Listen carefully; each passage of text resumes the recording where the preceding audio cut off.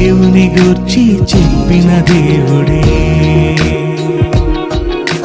దేవుని గూర్చి చెప్పిన దేవుడే. తన కొరకు ఆనాడు చెప్పాడు యేసే గదా, తన కొరకు ప్రతిరోజు చెప్పాలి నీవే గదా. తన కొరకు నువ్వు చెబితే దైవానివే, తన గూర్చి నువ్వు చెబితే దైవానివే. నీ కొరకు చూశాడు ఆ దేవుడే. ప్రభువునందు ప్రియమైన దేవుని పిల్లలారా, యేసు పలికిన అన్ని మాటలు కూడా ప్రాముఖ్యమైనవే. యేసు నోట నుంచి వచ్చిన ప్రతి మాట కూడా విలువైనదే. అయితే యేసు జీవితంలో చివరిలో పలికిన మాటలకు ప్రపంచ క్రైస్తవ్యం అధిక ప్రాధాన్యతను ఇవ్వటాన్ని బట్టి ఇంతకీ ఏముంది ఆ మాటల్లో అన్న విషయాన్ని మాత్రం మీకు తెలియచేయాలి అన్న ఉద్దేశంతోనే ఈ కార్యక్రమాన్ని ప్రారంభించాను.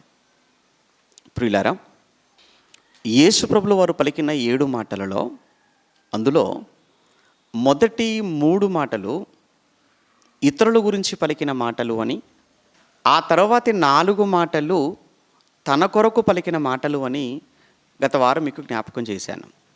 అందులో మొదటి మాట తను శిక్షిస్తున్న వారి కోసం యేసు ప్రభుల వారు పలికాడు. తను చంపుతున్న వారు నిమిత్తమై పలికాడు. తండ్రి, వీరేమి చేయుచున్నారో వీరు ఎరుగరు గొనక వీరిని క్షమించు అని పలికిన మాట. ఇక రెండవ మాట సిలువలో తనతో పాటు వేలాడుతున్నటువంటి ఒక దొంగను ఉద్దేశించి పలికినటువంటి మాట. నేడు నీవు నాతో కూడా పరదైసులో ఉందువు అని.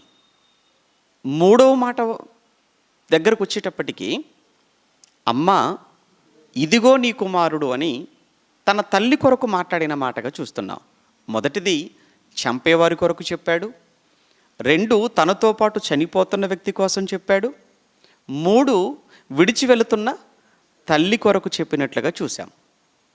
ఇక ఆ తర్వాత 4వ మాట నుంచి మనం ఆలోచన చేస్తుంటే 4 మాటలు కూడా తర్వాత కేవలం తనను ఉద్దేశించి పలికిన మాటలుగా మనకు కనబడతాయి. నా దేవా నా దేవా నీవేళ నా చెయ్యి విడిచితివి అని యేసుక్రీస్తుల వారు తన కోసం చెప్పాడు. అది 4వ మాటగా. నేను దప్పికొనుచున్నాను అని తన దప్పిక కోసం మాట్లాడిన మాట 5వ మాటగా.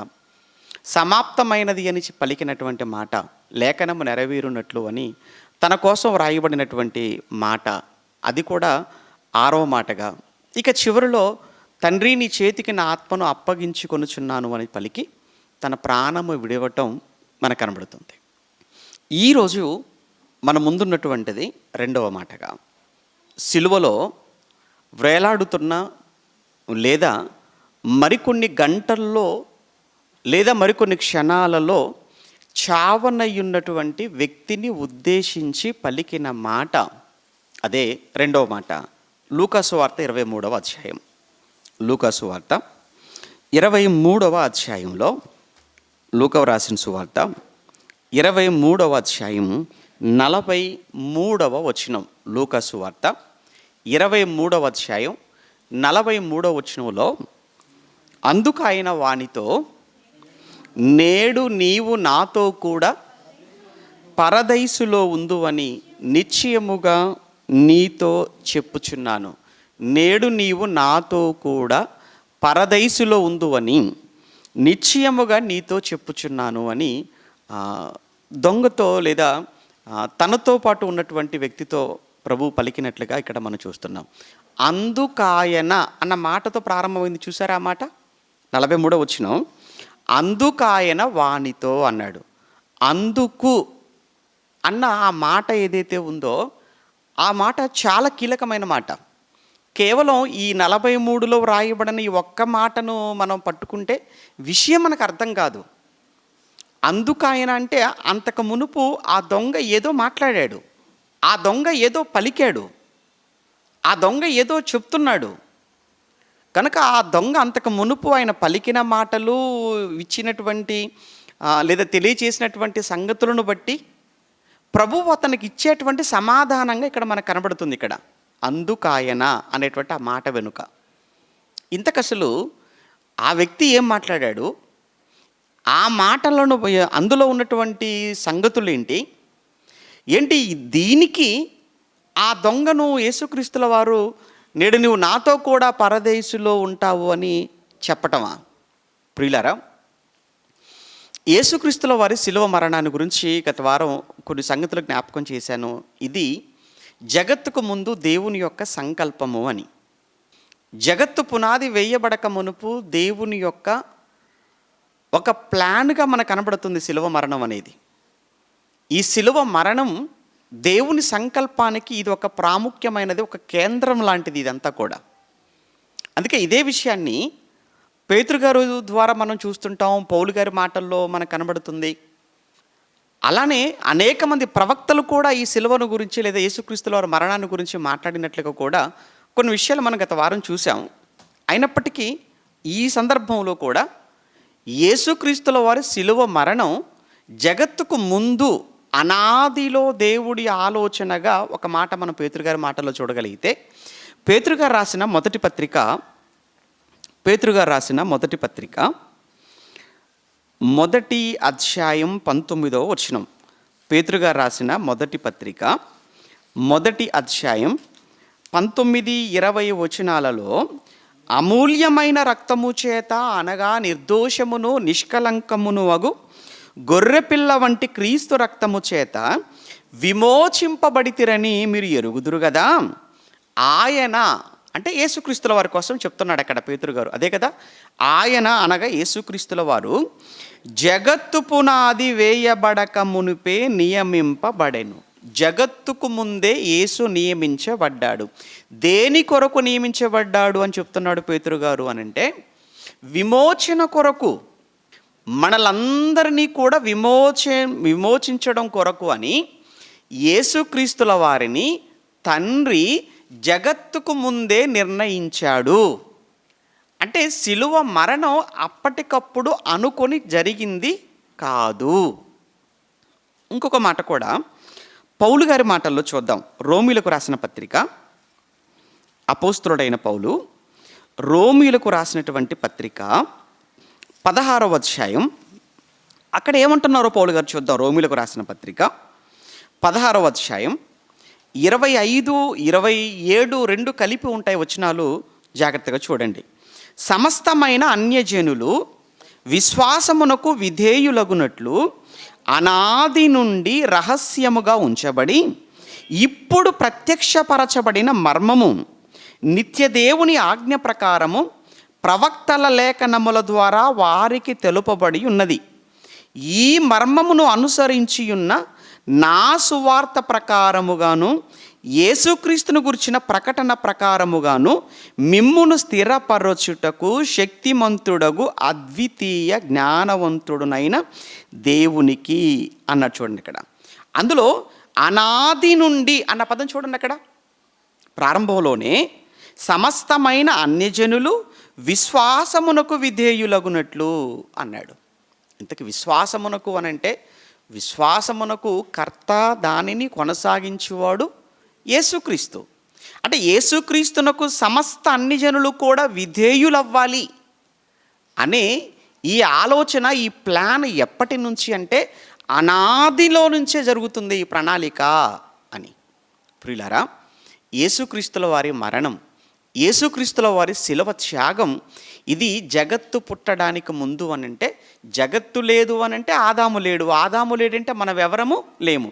అంటే మనం పుట్టక మునుపు, మొదటి మనిషి ఆదాము పుట్టక మునుపు, ఆదాము కన్నా ముందు పుట్టిన జగత్తే లేక మునుపు పరలోకములో ఉన్న దేవుడు ఎప్పుడో యేసుక్రీస్తుల వారి శిలువ మరణం కొరకు ఆయన ఆలోచించాడు. కనుక శిలువ మరణం, యేసుక్రీస్తుల వారి బలియాగము చాలా చాలా చాలా చాలా ప్రాముఖ్యమైనది మానవ జీవితంలో లేదా దేవుని సంకల్పంలో. ఇంకా ఈ విషయాన్ని అనేక మంది ప్రవక్తల ద్వారా కూడా దేవుడు తెలియచేశాడు అని ఈ మాటలో మనకు కనబడుతుంది. నిజంగా దేవుడు అనేక మంది ప్రవక్తల ద్వారా తెలియచేశాడు. ఆమోసు గ్రంథం ఒక మాట, ఆమోసు గ్రంథంలో ఇది దేవుని ప్లాన్ అని మీకు అర్థమైపోయింది కదా, దేవుని సంకల్పం అని మీకు అర్థమైంది కదా. ఇది మీరు మనసులో పెట్టి ఆమోసు గ్రంథం 3వ అధ్యాయం 7వ వచనాన్ని మీరు చూడగలిగితే, ఆమోసు గ్రంథం 3వ అధ్యాయం 7వ వచనంలో తన సేవకులైన ప్రవక్తలకు దేవుడు చెప్తున్నాడు. ఏమంటే ఆమోసు ప్రవక్త ద్వారా దేవుడు తెలియచేస్తున్న సంగతి, తన సేవకులైన ప్రవక్తలకు తాను సంకల్పించిన దానిని బయలుపరచకుండా ప్రభువైన యెహోవా ఏమియూ చెయ్యడు. ఆ మాట చూడండి. అంటే పరలోకమందున్న దేవుడు తాను సంకల్పించినటువంటి దానిని తన సేవకులైన ప్రవక్తలకు బయలుపరచకుండా ఏది చెయ్యడంటే ఏది చెయ్యడండి ఆయన. ఒక విషయం జ్ఞాపకం చేస్తాను. సొదొమ గొమొర్రాలను నాశనం చేద్దాం అనుకున్నాడు. సొదొమ గొమొర్రా ఈ 2 పట్టణాలను ఆయన కాల్చివేయాలి, నాశనం చేయాలి అనుకున్నప్పుడు ఈ విషయాన్ని ఎవరితోనైనా చెప్పినట్టుగా మీకు ఏమైనా జ్ఞాపకం ఉందా? దేవుడు సొదొమ గొమొర్రాలను తీసేస్తాను అని ఆయన అనుకొని డైరెక్ట్గా తీసేశాడా, లేదా నాశనానికి ముందు ఈ విషయాన్ని ఎవరితోనైనా చెప్పాడా? ఎవరితోనైనా దేవుడు ఎవరికి చెప్పాడు? అబ్రహాముకు చెప్పాడు. అబ్రహామును పిలిచాడు. అబ్రహాం అనగానే తండ్రి అన్నాడు.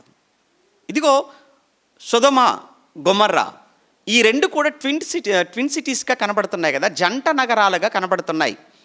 ఈ జంట నగరాలలో పాపం అనేది విపరీతం అయిపోయింది. వారు చేసే దోషాలు నేను భరించలేకపోతున్నాను. ఆకాశాన్ని అంటాయి నాయన, వారి పాపము బహు గొప్పదాయను నా దృష్టిలో. కనుక నేను అనుకుంటున్నాను ఈ 2 పట్టణాలను బూడిదగా మార్చేద్దాం అనుకుంటున్నాను అన్నాడు. అంతే కదండి, దేవుడు కూడా ఎంతవరకు ఓపిక పడతాడు అని అంటే చూస్తాడు. పాపం పండాలి కదా, చేతికి చిక్కాలి కదా. అప్పటి వరకు దేవుడు చూసి ఇక ఆ దేవుడు యాక్షన్లోనికి దిగాడు అని అంటే రియాక్షన్ చాలా భయంకరంగా ఉంటుంది. దేవుడు స్టార్ట్ చేశాడు అని అంటే ఎవ్వరూ ఆపలేరు, ఎవరు అడ్డుకోలేరు ఆయన్ని. అందుకే అప్పుడప్పుడు మనం ఏం చేస్తుంటామంటే ఇక భరించలేక ఇక దేవుడికి అప్పచెప్పేస్తున్నామండి అన్న మాట ఒకవేళ మా నోట నుంచి వచ్చింది అని అంటే మీకు ఇక ప్రమాదం ప్రారంభమైందని అర్థం. మీకు అర్థమవుతుందా? చాలాసార్లు చెప్తుంటాం, చాలా వరకు మనం మాట్లాడుతుంటాం. ఎన్ని మార్లు చెప్పినా, ఎన్ని మార్లు మనం మాట్లాడినప్పటికీ కూడా మార్చుకోనప్పుడు నెక్స్ట్ చేసే పని ఏంటంటే దేవుడికి, ఆ దేవుడి చేతిలోనికి. అంటే ఇప్పుడు ఎక్కడికి వెళ్ళింది కేసు, ఎక్కడికి వెళ్ళిందనమాట?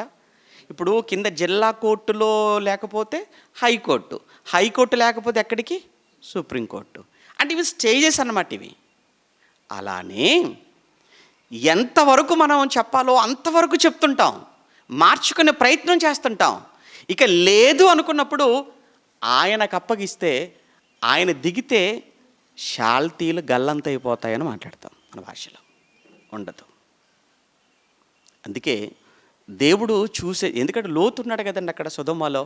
లోతు నీతిమంతుడు కదా, నీతిమంతుడైన లోతు రోజు చెప్తున్నాడు అక్కడ సొదొమ గొమొర్రా పట్టణాలలో, ఒరే మీ బ్రతుకులు బాగోలేవురా, మారండిరా, మానుకోండిరా, మీరు మారండి, మార్పు చెందండి, మానుకోండి, మీ జీవితాలను మార్చుకోండి, కుటుంబాలను కట్టుకోండి అని లోతు చెప్పి ఇక విసుగొచ్చి తన మనసును రోజు నొప్పించుకుంటున్నాడట. వాళ్ళ కామ వికారయుక్తమైన చేష్టల చేత నీతిమంతుడైన లోతు దినదినము తన మనసును నొప్పించుకొనుచుండెను అని పేతురు గారు మాట్లాడుతుంటారు.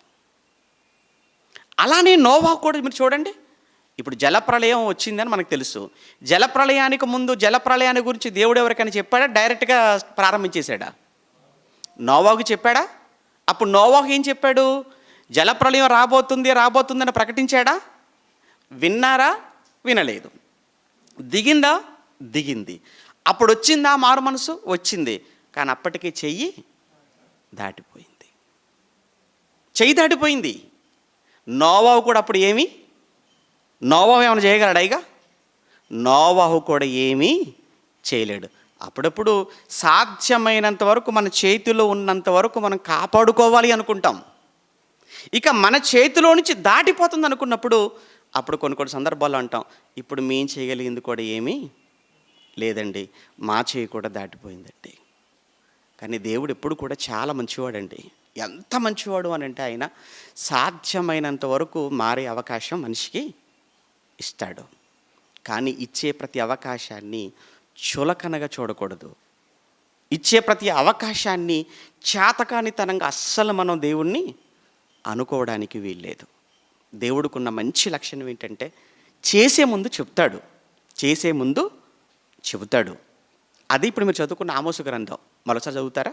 ఆమోసు గ్రంథం 3వ అధ్యాయం, ఆమోసు గ్రంథం 3వ అధ్యాయం 7వ వచనంలో దేవుడు తాను చెయ్యాలనుకున్న విషయాన్ని యెహోవా ఏమంటున్నాడని 7వ వచనంలో తన సేవకులైన ప్రవక్తలకు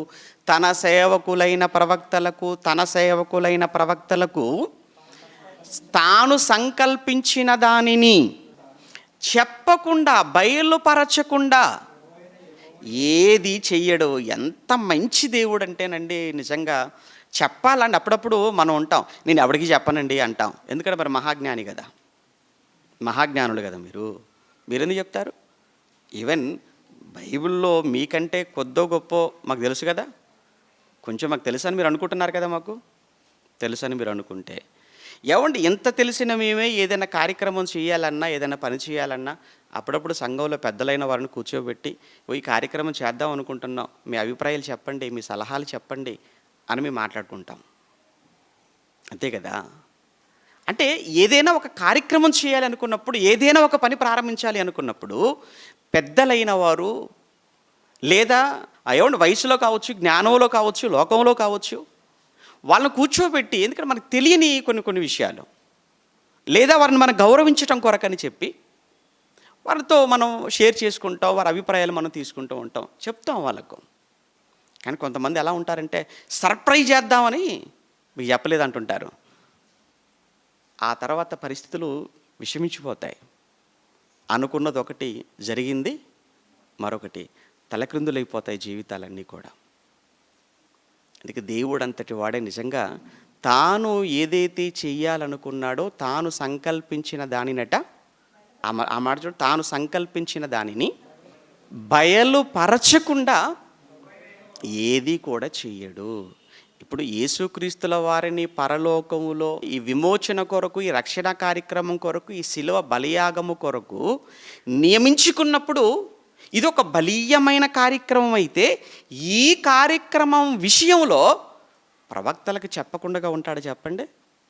ఇదిగో అబ్రహాం యేసుక్రీస్తును పరలోకంలో నేను సిద్ధం చేసుకున్నాను, యేసు వస్తాడు, ప్రపంచం కోసం బలి అవుతాడు, ఆయన బలి ద్వారా రక్షణను నేను ఈ ప్రపంచంలోనికి తీసుకొని రావాలనుకుంటున్నాను. అబ్రహాంతో చెప్పాడు, మోషేతో చెప్పాడు, దావీదుతో చెప్పాడు, యెషయాతో చెప్పాడు, ఇర్మియాతో చెప్పాడు, ఏజ్కేలుతో చెప్పాడు. ఏ ప్రవక్తతో చెప్పలేదనుకుంటున్నారు? ఎందరో ప్రవక్తలు యేసుక్రీస్తుల వారి కొరకు పరోక్షంగా పాత నిబంధన కాలంలో ఎన్ని ప్రవచనాలు ప్రవచింపలేదని మీరు అనుకుంటున్నారు? ఈవెన్ ఆయన మరణం కోసం, పుట్టుక కోసం, జీవితం కోసం, మరణం కోసం, సమాధి కొరకు, తిరిగి పునరుత్థానం కొరకు కూడా ఎందరో ప్రవక్తలు ఈ విషయాన్ని వాళ్ళు ప్రవచించినట్లుగా ముందుగానే మనకు అనేకమైనటువంటి ప్రవక్తల గ్రంథాలలో కనబడుతుంది. కనుక యేసుక్రీస్తుల వారి బలియాగం అనేది దేవుడు జగత్తుకు ముందు నిర్ణయించినది అన్న సంగతిని మీకు చెప్పటానికి ఇదంతా చెప్పాను. రైట్. ఇప్పుడు యేసుక్రీస్తుల వారిని తీసుకొని వచ్చారు, పిలాతు ముందు నిలవబెట్టారు. తెలుసు కదండి, ఆ విషయం అంతా తెలుసు. గత వారం కూడా మొదటి మాటలో కూడా చెప్పుకున్నాం. ఇప్పుడు పిలాతు ముందు నిలవబడ్డారు. పిలాతు ముందుకు రావటానికి మొట్టమొదట యేసును అరెస్ట్ చేసి ఎక్కడికి తీసుకెళ్లారో తెలుసా? యాజకుడి దగ్గర తీసుకెళ్లారు, ప్రధాన యాజకుడి వద్దకు తీసుకెళ్లారు కదా. రాత్రి అరెస్ట్ చేసిన తర్వాత రాత్రి గెత్సెమనే వనము నుంచి ఎక్కడికి తీసుకెళ్లారు యేసుక్రీస్తుల వారిని? ప్రధాన యాజకుడైన కయప వద్దకు తీసుకెళ్తారు.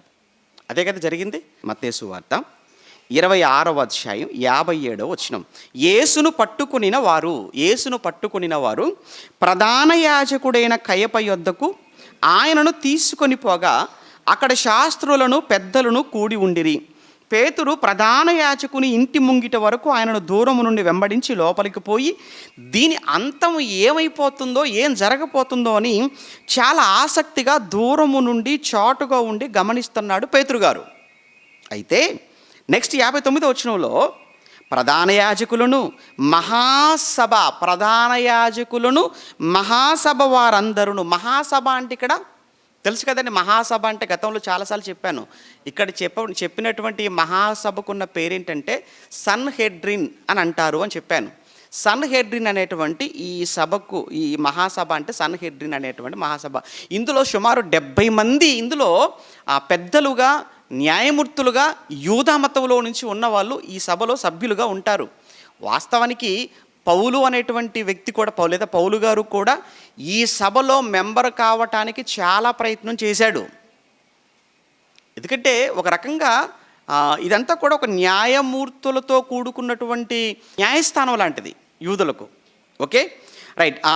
మహాసభ వారందరూ కూడా ఆయనను చంపవలనని ఆయనకు విరోధముగా అబద్ధ సాక్ష్యము వెదకుచుండిరి.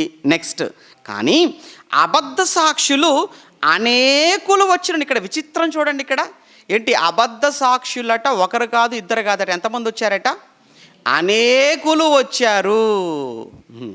అనేక మంది. ఏంటి అబద్ధ సాక్షులు ఉంటారా అంటే, ఈ మధ్యకాలంలో వాళ్ళు కూడా కిరాయికి దొరుకుతున్నారు. ట్రై చేస్తారు ఏమైనా? నిజమండి, ఇల్లు కిరాయికి, కారు కిరాయికి దొరికినట్టు అబద్ధ సాక్షులు కూడా దొరుకుతారు కిరాయికి. ఎంతో కొంత చెప్పుకోవాలి అంతే, వాళ్ళకు వచ్చేస్తారు చెప్పడానికి. యేసుక్రీస్తుల వారిని ఒక్కరిని చంపడానికి, యేసును ఒక్కరిని సిలువని ఎక్కించడానికి ఎంతమంది అబద్ధ సాక్షులను ప్రవేశపెడుతున్నారో, ఎంత కుట్ర జరుగుతుందో, ఎంత మాయ జరుగుతుందో, ఎంత మోసం చేస్తున్నారో మీకు అర్థం కావాలి. అనేక మంది వచ్చారట అబద్ధ సాక్షులు. వచ్చినను సాక్ష్యం ఏమీయో దొరకలేదనంటే యేసు ప్రభు ఎంత క్లీన్గా ఉన్నాడు మీరు ఆలోచించండి. క్లీన్గా అంటే తలస్నానం చేసి వచ్చాడని కాదు, అక్కడ తెల్ల బట్టలతో వచ్చాడని కాదు, అక్కడ యేసుక్రీస్తుల వారిలో ఏ చిన్ని లోపం కూడా ఆయనలో కనబడలేదటండి. ఏంటి, ఇంతమంది కూడా వాళ్ళకున్న న్యాయమూర్తులు కూర్చున్నారు, ఆ తర్వాత అబద్ధ సాక్షులు వచ్చారు, ప్రధాన యాజకులు వచ్చారు, పరిసయ్యులు వచ్చారు, వీళ్ళంతా ఏకమైపోయి యేసులో ఒక చిన్ని లోపం కోసం వెతుకుతున్నారట, ఒక చిన్ని తప్పు కోసం. తీసుకురండి, రికార్డ్స్ అన్నీ తీసుకురండి, ఆయన మాట్లాడినవన్నీ అన్నారు. అన్నీ ముందేశారు గొప్పగా. ఎక్కడ దొరకట్లేదండి అన్నారు. నిజంగా ఈ రోజున టెక్నాలజీ ఉంటే బిట్లు కట్ చేసేవాళ్ళు ఇప్పుడు చేసినట్టే. ఏమండి, ఇప్పుడు కూడా అదే చేస్తున్నారు కదా. ఏమండి, 20 సెకండ్లు 10 సెకండ్లు ముందు వెనకాల కత్తిరించేసి, ఎడిటింగ్ చేసి, మార్ఫింగ్ చేసి ఎంత మాయ చేస్తారో చూస్తున్నారు కదా ఈ మాయ అనే సాఫ్ట్వేర్తో. నిజం, ఇవన్నీ యేసుప్రభుల వారి కాలంలో లేరు, ఏదైనా సాక్షులతో చెప్పటమే. కానీ ఆ సాక్షులు కూడా చాలా బలమైన వాళ్ళని తీసుకొని వచ్చారు. అందరూ కూడా అబద్ధం వైపు నిలబడ్డారు, సత్యం వైపు ఒకే ఒక్క నిలబడ్డాడు. మరి శిష్యులు ఏమయ్యారంటారా? ముందే పారిపోయారని రాయబడుతుంది. ముందే శిష్యులందరూ కూడా ఆయన విడిచి ఏమైపోయారట అంటే సత్యం వైపు ఒకే ఒక్కడు నిలవబడ్డాడు. ఒకే ఒక్కడు ఉన్నంత మాత్రాన అది అసత్యం అవుతుందా చెప్పండి? లేదు. ఎప్పటికైనా సత్యమే గెలుస్తుంది, సత్యమేవ జయతే అనే నినాదం మీకు తెలియంది కాదు కదా. రైట్, నిలబడ్డారట. మొత్తం ఏమని ప్రయత్నం చేస్తున్నారట, సాక్ష్యం ఏమీ దొరకలేదు. అయితే తుదకు 2 మనుషులు వచ్చారటండి. అమ్మయ్య, మొత్తానికి 2 వచ్చారట. వచ్చేసి అంటున్నారు, వీడు దేవాలయమును పడగొట్టి 3 దినములలో దానిని కట్టగలనని చెప్పిన. అసలు యేసుప్రభు చెప్పిన ఉద్దేశం ఒకటి, వీడికి అర్థమవుతున్న ఉద్దేశం ఇంకొకటి. అంటే ఏదో ఒక రకంగా యేసుక్రీస్తుల వారిని బ్యాట్ చేయాలి, యేసును పైన తప్పు మోపాలి, ఆయన పైన నిందలు మోపాలి, ఒక అబద్ధికుడిగా చూపించాలి, శిక్ష పడాలి, అది చూసి ఆనందించాలి. ఇదండి వాళ్ళ తాపత్రయం అంతా కూడా. 2 వచ్చారు. వచ్చిన వాళ్ళు చెబుతున్న సాక్ష్యం ఏమైనా, నిలబడే సాక్ష్యం అదేమైనా? అది నిజమా? యేసు ప్రభు చెప్పింది నిజమే. కానీ మన వాళ్ళు కూడా ఎలా మాట్లాడుతుంటారో తెలుసా అండి? ఈ చెప్పినటువంటి ఈ మాట తీసుకెళ్ళి ఇంక దేనికో లింక్ చేస్తుంటారు, అక్కడ చెప్పింది తీసుకెళ్ళి ఇంక దేనికో లింకప్ చేసి మాట్లాడుతుంటారు. ఇక్కడ కూడా యేసుక్రీస్తుల వారు ఈ దేవాలయమును పడగొట్టండి అన్నాడు. నిజమే, ప్రభు అనలేదా? అన్నాడు ఆయన. కానీ ఆయన మాట్లాడింది యెరూషలేములో ఉన్న కనబడుతున్న ఆ దేవాలయం గురించి కాదు. మరి ఏ దేవాలయాన్ని పడగొట్టమన్నాడు?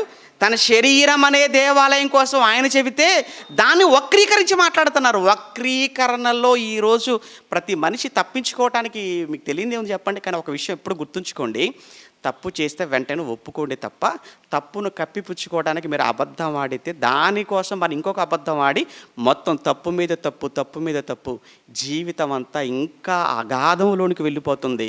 లోపల నుంచి బయటికి మీరు రాలేక లోపలే ఉండిపోయి ఆఖరికి ప్రాణాలు పోగొట్టుకుంటారు.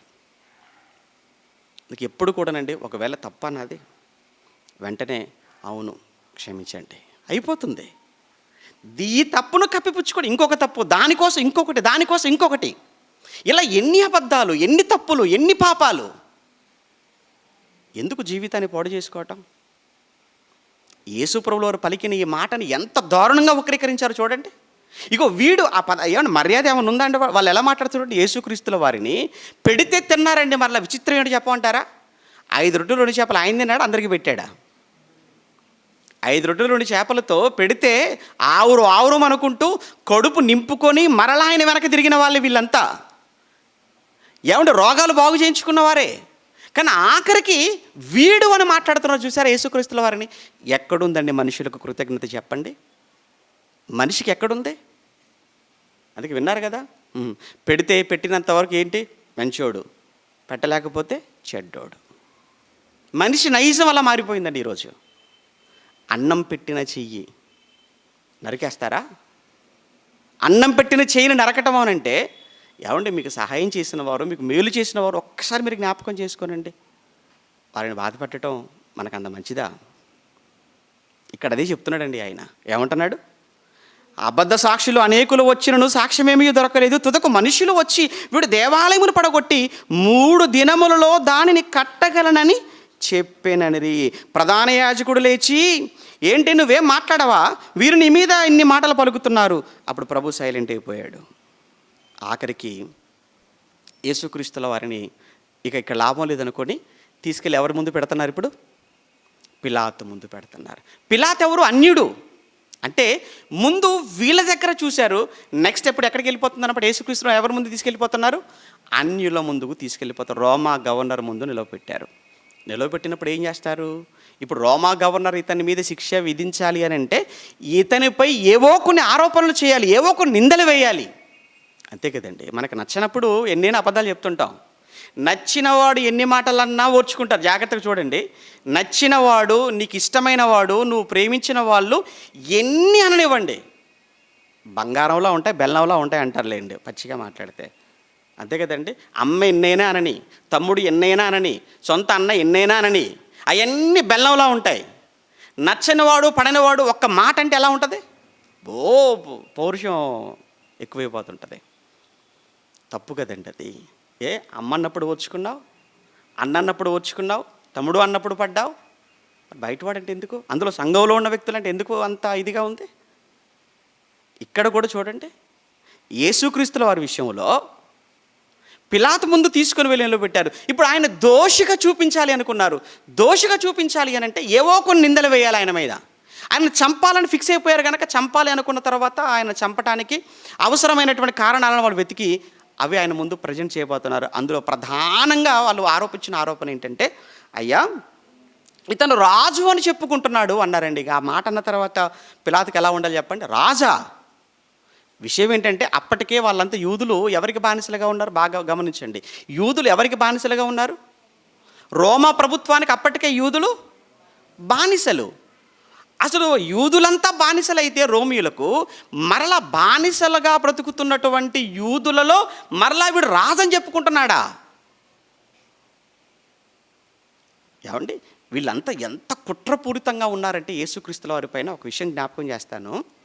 యేసును ఎలానైనా యేసు పైన రాజద్రోహం, దేశద్రోహం కేసు పెట్టాలి అని చాలా ప్రయత్నాలు. ఎందుకంటే యేసును సిలువలో చంపటం వీళ్ళు చూడాలి, ఆనందపడాలి.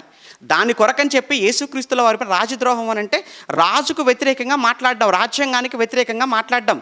ఆ రోజుల్లో ప్రజాస్వామ్యం కాదు కదా, అంతా రాజరికపు వ్యవస్థ కదండి అది. రాజు తలుచుకుంటే దెబ్బలు కొదవా, రాజు తలుచుకుంటే రాజే అన్నవాడిని తెల్లవరుసరికి తీసుకొచ్చేవాళ్ళు, కోటకొమ్మ ముందు వెరడు తీసేవాళ్ళు. తల ఆర్గ్యుమెంట్స్ ఉండవు, వాదోపవాదాలు ఏమి ఉండవు. ఎందుకంటే రాజ్యపు వ్యవస్థది. యేసుక్రీస్తుల వారిని ఈ పరిసయ్యులు లేదా ఈ ప్రధాన యాజకులు, ఈ శాస్త్రులు అన్న వాళ్ళు వాస్తవానికి రోమ ప్రభుత్వం పైన వీళ్ళ అసహనంతోనే ఉంటారు. అయినప్పటికీ కూడా యేసుక్రీస్తుల వారిని ఇరికించడం కొరకు యేసుల వారిని చిక్కుల్లో పెట్టాలి అని ఒక ప్రశ్నను యేసుక్రీస్తుల వారి ముందుకు తీసుకొస్తారు. మీ అందరికీ తెలుసు. ఒకసారి ఆ ప్రశ్న చూద్దాం. మార్కు సువార్త 12వ అధ్యాయం. మార్కు సువార్త 12వ అధ్యాయం. మార్కు సువార్త 12వ అధ్యాయం 13 నుంచి చూడండి. మార్కు సువార్త 12వ అధ్యాయం 13వ వచనం నుంచి మీరు చూడగలిగితే, వారు మాటలలో ఆయనను చిక్కుపరచవలనని. ఎంత కుయుక్తండి వాళ్ళది. ఎవరిది? వీళ్ళేనండి పరిసయ్యులు. వారు మాటలలో ఆయనను చిక్కుపరచవలనని పరిసయ్యులను హేరోదీలను కొందరిని ఆయన యొద్దకు పంపిరి. వారు వచ్చి, బోధకుడా నీవు సత్యవంతుడు. చూసారా, దువ్వుతున్నట్టుగా ఉందన్నమాట. అంటే ఆయన ఏదో రేపుతున్నట్టుగా. ఏమంటున్నారు? నీవు సత్యవంతుడువు. 2, నీవు ఎవరిని కూడా లక్ష్య పెట్టని వాడవు అనేటప్పటికీ ఇది కూడా ఒక రకంగా రెచ్చగొట్టడం లాంటిది. నువ్వు ఎవరిని కూడా లక్ష్య పెట్టవంటే ఈవెన్ పిలాతును కూడా, ఈవెన్ కైసరును కూడా, అంటే చక్రవర్తిని కూడా. ఇప్పుడు పిలాతును ఇటు కైసరుకు వ్యతిరేకంగా యేసుక్రీస్తుల వారు మాట్లాడినట్టుగా ఒక సాక్ష్యం ఉంటే వెంటనే తీసుకెళ్ళి చంపేయచ్చు. ఇది వాళ్ళ వెనకాల లక్ష్యం. అది వారు వచ్చి, బోధకుడా నీవు సత్యవంతుడు, నీవు ఎవరిని లక్ష్య పెట్టని వాడవని మేము ఎరుగుదుము. నీవు మొహమాటము లేని వాడవు. మరలా నువ్వు మొహమాటము లేని వాడవై దేవుని మార్గమును సత్యగా బోధించు వాడవు. కాబట్టి మాకున్న ఒక చిన్ని డౌట్ నువ్వు క్లారిఫై చెయ్యాలి. మాకు ఒక చిన్ని ప్రశ్న వచ్చింది. ప్రభు ఆయన ప్రశ్నల సమాధానాల కార్యక్రమాలు ఆయన పెట్టాడా? మరి ఎందుకు తీసుకెళ్లారు? తీసుకెళ్లటంలో ఉద్దేశం ఏంటంటే ఆయన్ని చిక్కుల్లో పెట్టాలంతే. ఏమండి, ఈ ప్రశ్నలన్నీ కూడా తెలుసుకోవడం కోసం కాదు సుమా. పరిసయ్యులు అంటేనే ప్రశ్నలు, పరిసయ్యులు అంటేనే డౌట్లు, పరిసయ్యులు అంటేనే అనుమానపు పక్షులు. మీకు తెలుసో లేదో కదండి, యేసుక్రీస్తుల వారు పంట చేలలో పడి వెళ్ళిపోతుంటే శిష్యులతో పాటు అక్కడికి వెళ్ళి మరీ నక్కారట. ఇటు అక్కడ కూడా వదిలిపెట్టలేదు యేసుప్రభుల వారిని, అక్కడ కూడా వదిలిపెట్టట్లేదు. ఎంత అనుమానం అండి. ఇది పరిసయ్యుల సంతతి. ఇక్కడ రాగానే మీరు చూస్తుంటే ఏమంటున్నారు? ఎన్ని ప్రశ్నలు తీసుకొచ్చారో పరిసయ్యులు యేసుక్రీస్తుల వారి ముందుకు మీకు తెలియంది కాదు. వాళ్ళు ప్రశ్నలు అడగటంలో ఉన్న ఉద్దేశం ఒక్కటేనండి, తెలుసుకొని మారిపోదామని కాదు. ఇప్పుడు మనకు కూడా ప్రశ్నల సమాధానాల కార్యక్రమం జరుగుతుంది యూనివర్సిటీలో, మీకు తెలుసు. ఎందుకు తెలుసుకోవాలని అడుగుతున్నారు కదా? చిక్కుల్లో పెట్టాలని అడుగుతున్నారా? చెప్పేవారిని చిక్కుల్లో పెట్టాలనా, లేదా తెలుసుకొని మారదామనా? తెలుసుకుందామనే కదండి ఎవరైనా మీరు అడుగుతారు. కానీ ఈ పరిశీలు అలాంటి వాళ్ళు కాదండోయ్. ఈ పరిచయులకున్న లక్షణం ఏంటంటే యేసుక్రీస్తుల వారిని తప్పులో పట్టుకోవాలి. అక్కడ చెప్పాడు కూడా పరిశుద్ధాత్మ దేవుడు, చిక్కుపరచవాలని ముందే చెప్పాడు కదా. అంటే ఈ ప్రశ్న ఎందుకు అడుగుతున్న ప్రశ్న? అది చిక్కుల్లో పట్టడానికి యేసుక్రీస్తుల వారిని. ఏ ప్రశ్న? కైసరుకు పన్నిచ్చుట న్యాయమా? అమ్మ బాబోయ్, కైసరుకు పన్నివ్వటం న్యాయమా కాదా అన్నాడు. అంటే విషయం ఏంటంటేనండి, ఇక్కడ కైసరుకు పన్నివ్వటం న్యాయమా కాదా అంటే ఇప్పుడు యేసుక్రీస్తుల వారు ఆలోచించాలి. ఇవ్వాలి అని అన్నాడు అనుకోండి, ఇవ్వాలని డైరెక్ట్గా చెప్తే ఎవరికి శత్రువు అయిపోతాడో తెలుసా? ఆ పరిసయ్యులకు, అలానే ప్రధాన యాజకులకు. ఎందుకనంటే వాళ్ళు ఎట్టి పరిస్థితుల్లో రోమా ప్రభుత్వం వాళ్ళపైన అధికారంతో ఉండటం అనేది వాళ్ళకి ఇష్టం లేదు. అందుకే సుంకరులు అని మత్తయ్య గారు గురించి కావచ్చు, అలానే జక్కయ్య గురించి కావచ్చు, మనం చదువుకుంటాం కదా, సుంకరి అయిన జక్కయ్య అని. ఈ జక్కయ్యను కావచ్చు, మత్తయ్యని కావచ్చు, వీళ్ళు అసహించుకుంటారు. ఎందుకు అసహించుకుంటున్నారు అని అంటే, వాళ్ళు యూదులయ్యి ఉండి ఏం వసూలు చేస్తున్నారు మన దగ్గర? పన్ను. వీళ్ళు పన్ను వసూలు చేస్తున్నారంటే ఎవరిని బట్టి వాళ్ళు వసూలు చేస్తున్నారు? రోమా ప్రభుత్వం. అంటే రోమా ప్రభుత్వానికి వీళ్ళు తొత్తుల్లా మారారా వీళ్ళు మన వాళ్ళు అయ్యి ఉండి, కనుక వీళ్ళని మనం బైకట్ చేద్దాం, వీళ్ళని మనం ద్వేషిద్దాం అని సుంకరులు యూదులైనప్పటికీ కూడా వాళ్ళని పక్కనే పెట్టిన వాళ్ళు ఈ పరిసయ్యులు. ఇప్పుడు యేసుప్రభుల వారు పన్ను కట్టాలి అని అన్నాడు అనుకో, అంటే వీడు మన యూదుడై ఉండి యూదులకే వీడు ద్రోహంగా అన్యాయంగా మాట్లాడుతున్నాడు అని ఈ రకంగా బ్యాడ్ చేయటం కోసం. ఒకవేళ వద్దు అన్నాడు అనుకోండి, వెంటనే తీసుకెళ్ళి ఎవరికి అప్పచెప్తారు? రోమా గవర్నర్కి అప్పచెప్పేస్తారు. చూసావా, పన్ను కొట్టదు. అంటే ఎంత తెలివండి వాళ్ళది, ఎంత తెలివిగా.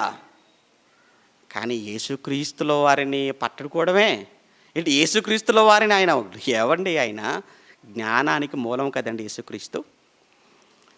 బుద్ధి జ్ఞానముల సర్వసంపదలు ఎక్కడ గుప్తములై ఉన్నవి? క్రీస్తునందు గుప్తములై ఉన్నవి, మర్చిపోకూడదు. 2, ఆయన దేవుని శక్తియు దేవుని జ్ఞానమునై ఉన్నాడు. 3, 12వ ఏట యెరూషలేము దేవాలయములో పరిసయ్యులకు యాజకులకు చెమటలు పట్టించినవాడు, 12 ఏళ్ళకి చెమటలు పట్టించినవాడు యేసుక్రీస్తుల వారు. ఆయన ప్రజ్ఞకును ఆయన ప్రత్యుత్తరములకును వాళ్ళు ఏమైపోయారట? విస్మయం, షాక్ అయిపోయారు. ఏంటి 12వ ఏట, ఏంటి తెలివితేటలని, ఏంటి జ్ఞానం అని. ఇప్పుడు ఎంత వయసు? 32 అనుకుందాం. అంటే ఇప్పుడు పోయి దొరుకుతాడండి అలాగే చెప్పండి. నన్ను అడుగుతారా? నన్ను చిక్కుల్లో పెడదామని మీరు వస్తారా? వాళ్ళంతా చుట్టూ చేరిపోయారనమాట. ఇంకా చేరిపోయిన తర్వాత ప్రభు కాసేపు ప్రశాంతంగా నెమ్మదిగా ఉండి, మీ దగ్గర ఏమైనా నాణ్యం ఉందా అన్నాడు. ఉంది అన్నాడు. చూపించండి అన్నాడు. తీసుకొచ్చి ప్రభు చేతిలో పెట్టాడు. అరే, ఈ పైన ఉన్నటువంటి రూపం ఎవరిదిరా అన్నాడు. కైసరిది అన్నాడు. మరి ఇంకేంట్రా, కైసరివి కైసరికి ఇచ్చేసేయండి రా అన్నాడు. దేవునివి దేవునికి ఇచ్చేసేయండి. అది చెప్పిన తర్వాత రండి, వాళ్ళ రియాక్షన్ ఎలా ఉందో మీకు తెలియాలి కదా. అది చెప్పిన తర్వాత వాళ్ళ రియాక్షన్ ఎలా ఉందో మీకు అక్కడే కనబడుతుంది. చూడండి 17వ వచనం.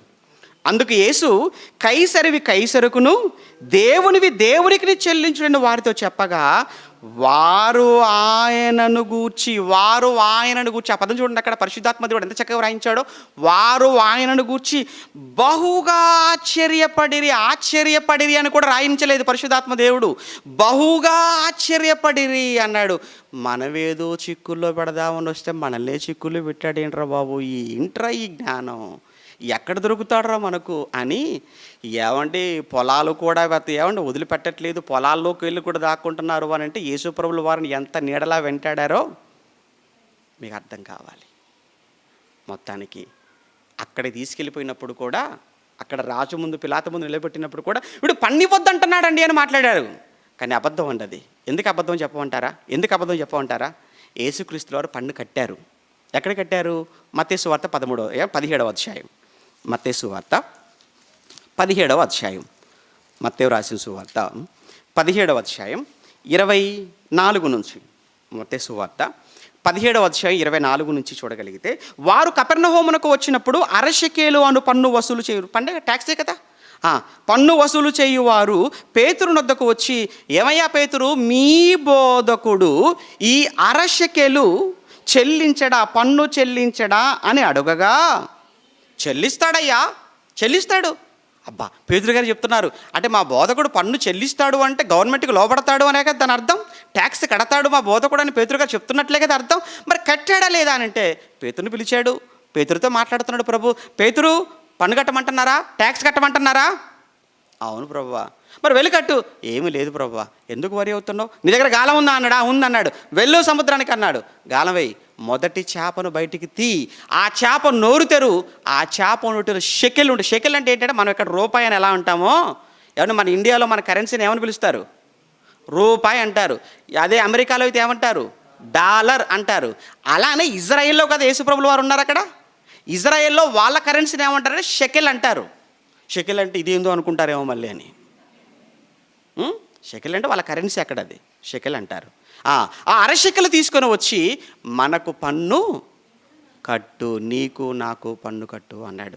అంటే ప్రభు పన్ను చెల్లించాడు కదా, కానీ చెల్లించలేదని పిలాతు ముందు నిలవపెట్టి ఆయన మీద ఒక నేరారోపణ చేశారు. అప్పుడు పిలాతు కూడా అంతా విచారించిన తర్వాత పిలాతు కావచ్చు, హేరోదు కావచ్చు, వీళ్ళిద్దరూ ఏమన్నారో తెలుసా అండి? వీళ్ళిద్దరు ఏమన్నారు? ఎక్కడ? లూకాసు వార్తలోన, లూకాసు వార్త 23. లూకాసు వార్త. ఏమండి, దొంగతో ఆ మాట అన్నాడు దానికోసం కదా అంటే అది అర్థం కావాలి, ఇదంతా అర్థం కావాలండి మీకు. అందుకే ఇదంతా చెప్పుకుంటూ వస్తున్నాను. అక్కడ అందుకాయన అన్న మాట మర్చిపోకూడదు. అక్కడ అందుకాయన వానితో అన్నాడు చూసారా దొంగతో. కానీ అందుకాయన అంటే అందుకాయన అన్న మాట వెనకాల ఏముందండి అని అంటే ఇప్పుడు చెప్పేదంతా మీకు బుర్రలో ఉండాలి. ఇప్పుడు చూడండి 23:13. అంతటి పిలాతు ప్రధాన యాజకులను అధికారులను ప్రజలను పిలిపించి, ప్రజలు తిరగబడినట్లు చేయుచున్నాడని మీరు ఈ మనిషిని నా ఎద్దకు తీసుకొని వచ్చారే, ఇదిగో నేను మీ ఎదుట ఇతరుని విమర్శింపగా మీరు అతని మీద మోపిన నేరములలో, మీరు అతని మీద ఎన్ని నేరాలు మోపారో ఆ నేరములలో ఒక్కటైనను నాకు కనబడలేదని రోమా గవర్నర్గా, అధికారిగా ఆయనే క్లీన్ సర్టిఫికెట్ ఇచ్చిన తర్వాత ఈరోజు ఉన్న వాళ్ళు ఎవరండి నా యేసు మీద నేరం మోపడానికి అని నేను అడుగుతున్నాను ఈరోజు. ఆ రోజు ఒక రోమా గవర్నర్గా పిలాతు అంతేకాదు ఆ రోజు యూదయకు అధిపతిగా ఉన్న హేరోదు కూడా, ఇద్దరు కూడా యేసుక్రీస్తుల వారిని ప్రత్యక్షంగా విచారించి వారి విచారణ ఫలిత జడ్జిమెంట్గా వాళ్ళు ఏమిచ్చారు అని అంటే, ఇతనిలో మాకు ఏ దోషము కనబడలేదు, ఇతని పైన మీరు ఆరోపించిన నేరాలలో ఏ ఒక్కటి కూడా రుజువు కాలేదు, ఇతను ఏ తప్పు చేయలేదని వాళ్ళు ఆ రోజు ప్రత్యక్షంగా విచారించిన వాళ్ళే అన్న తర్వాత, ఈ రోజుకు యేసు పైన నేరారోపణలు చేయటానికి వీళ్ళెవరు అసలు? వీళ్ళకున్నటువంటి ఏంటి, వీళ్ళకున్న ఆధారం ఏంటి యేసు ప్రభువుల మీద ఆరోపణలు చేయటానికి? యేసుక్రీస్తులో నేరస్తుడు అనడానికి నీ దగ్గర ఏంటి ప్రూఫ్స్ ఏంటి? ఆ కాలంలో ఉన్నవాడివా? కాదే. పోనీ ఆ కాలంలో రాయబడిన గ్రంథం నీ దగ్గర ఏమైనా ఉందా? లేదే. దేన్ని చూసుకొని, దేనిని బట్టి ఈరోజు వరకు యేసుక్రీస్తుల వారి పైన ఈ అబద్ధమైన అసత్యమని ఆరోపణలు ఎందుకు చేస్తున్నారు చెప్పండి? యేసు పైన ఏమన్నాడు పిలాతు? ఏమన్నాడండి? ఇదిగో ఇతను మోపిన నేరాలలో ఒక్కటైనను నాకు కనబడలేదు. అంతేకాదు, నాకే కాదు, హేరోదునకు కూడా కనబడలేదు. అది అండలే, హేరోదు కూడా కనబడలేదు. నాకే కాదురా గవర్నర్గా, ఇదిగో అక్కడ హేరోదు అనేవాడు ఉన్నాడే మీ రాజు, అతనికి కూడా ఏ నేరము అతనిలో కనబడలేదు. అంటే యేసుక్రీస్తు వారు ఏమంటే నిందారహితుడు, నిర్దోషి, నిష్కల్మషుడు, పాపులలో చేరనివాడు, ప్రత్యేకముగా ఉన్నవాడు, నిష్కపటమైన వాడు, నిష్కల్మషమైన మనసు కలిగిన వాడు. అంత పవిత్రుడైన యేసుక్రీస్తుల వారిని ఎన్నో నేరాలు మోపి సిలువకు అప్పగించి క్రూరంగా చంపితే ఆ చంపబడుతున్న దృశ్యాలను చూస్తూ ఆనందించాలనుకున్న రాక్షస జాతిగా మనకు కనబడుతున్నారండి ఆ రోజు. రాక్షస జాతి. కొంతమందికండి హింసించటమే చాలా ఆనందం అండి, బాధ పెట్టడం ఆనందం, ఏమంటే తిట్టడం ఆనందం, నిందలు వేయటం ఆనందం. కానీ ఒక్క విషయాన్ని మీరు గుర్తుంచుకోండి, మనం ఏది చేస్తున్నామో ఖచ్చితంగా అది తిరిగి మళ్ళీ మనకు అప్లై అవుతుంది. అది ఎప్పుడూ మర్చిపోకూడదు. నీవు చేసినట్టే నీకు కూడా. మర్చిపోయారా? ఇక్కడ వీళ్ళు అలా ఆనందపడదాం అనుకున్నారండి, ఆనందపడుతున్నారు వీళ్ళు. ఎవరు? శాస్త్రులు, పరిసయ్యులు, ప్రధాన యాజకులు యేసు పైన ఎన్నో ఆరోపణలు చేసి ఏ విధంగానైనా చంపాలి. కానీ ఆఖరికి యేసు ప్రభుల వారిని అప్పగించేశారు. ఎందుకు అప్పగించబడ్డాడు? ఎందుకు పిలాతు మరి అంటే, పిలాతు అక్కడ ఒత్తిడి ఎక్కువైపోయింది. విషయం ఏంటంటే ఎక్కువ ఒత్తిడి. ఆఖరికి ఎలా లింక్ పెట్టారంటే, నువ్వు కానీ యేసును చంపకపోతే, నువ్వు కానీ యేసును సిలువ వేయకపోతే నీకు కైసరకు సంబంధమే లేదు, నువ్వు ఆయనకు స్నేహితుడివే కాదు. అమ్మ బాబు, ఇది ఎక్కడికి వెళ్ళిపోతుంది ఏమో, కైసర దాకా తీసుకెళ్ళిపోతా అంటున్నారు, ఈ తలపోటంతా నాకెందుకురా బాబు అని యేసును మీరు ఏం చేసుకుంటారో చేసుకోండి, మీ ఇష్టం అని చెప్పి యేసును వాళ్ళ చేతికి అప్పగించేశాడు సిలువకు. ఈయన చేతులు కడుక్కున్నాడు, ఈ నేరము నా మీదికి రాకుండునుగాక. దానికి వాళ్ళందరూ ఏమన్నారు తెలుసా? నువ్వు సైడ్ అయిపోవయ్యా, ఆయన రక్తమా ఏదో చేస్తూ నువ్వు భయపడుతున్నావా? అవసరమైతే ఆయన రక్తం మా మీదికే వచ్చునుగాక, మా మీదికే కాదు మా పిల్లల మీదకి కూడా వచ్చునుగాక అన్నారు. అన్నట్లుగానే ఈరోజు వరకు ఇజ్రాయిల్ది, పాలస్తీనా పరిస్థితి, ఇజ్రాయిల్ పరిస్థితి ఎలా ఉందో మీరు చూస్తున్నారు కదా. అగ్నిగుండంగా మారుతుంది. ఎప్పుడు ప్రశాంతత లేదు, ఎప్పుడు నెమ్మది లేదు, ఎప్పుడు బాంబులు పడిపోతాయో తెలియదు, ఎప్పుడు బాంబులు పేలిపోతాయో తెలియదు ఈ రోజు వరకు. కారణం, ఆ రోజున యూదులు అతన్ని మీరు చంపండి, అవసరమైతే ఆ దోషం మా మీదికి, మా పిల్లల మీదికి కూడా వచ్చినా పర్వాలేదు అని అంతకు తెగించేశారండి వాళ్ళు. అండ్ విషయం ఏంటంటే, ఇవన్నీ కూడా సిలువలో తనతో పాటు ఉన్నటువంటి దొంగ. ఏమండి, అతనికి తెలుసా, అతను చూస్తున్నాడా అంటే ఏమర్థం అవుతుంది అంటేనండి, అతనికి తెలుసు అన్నట్లుగానే అర్థమవుతుంటుంది. ఎలా అంటే, అతను మాట్లాడినటువంటి కొన్ని మాటలు, సిలువలో ఉన్న దొంగ కూడా మాట్లాడాడు, చాలా మాటలు మాట్లాడాడండి. అంటే ఎక్కువ మాట్లాడలేదు, కొన్నే పలికాడు. కానీ ఆ పలికినటువంటి కొన్ని మాటలు ఎవ్వరు పలికిన మాటలు ఆ దొంగ పలికాడండి, ఆ వ్యక్తి పలికాడు.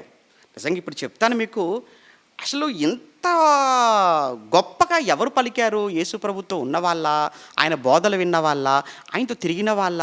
ఎవ్వరు కాదు. ఈ వ్యక్తి పలికిన మాటల్లో అంత జ్ఞానం ఉందండి, ఈ దొంగ పలికిన మాటల్లో. నిజంగా ఆ రోజు అప్పటికి పిలాతు అన్నాడు, ఇదిగో ప్రతి పండగకు ఎవరినో ఒకరిని విడుదల చేయటం అలవాటు కదా మనకు, మరి ఈ పండగని ఇతను వదిలేస్తా ఏం పోయింది, యేసు అని ఇతను వదిలేస్తాం అనుకుంటున్నాను అన్నట్టు. నో, వద్దు. ఇగో ఇప్పటికీ 2 దొంగలకు శిక్షలు ఖరారు అయిపోయాయి, 3వ వాడు అక్కడ ఉన్నాడు, రెడీగా ఉన్నాడు.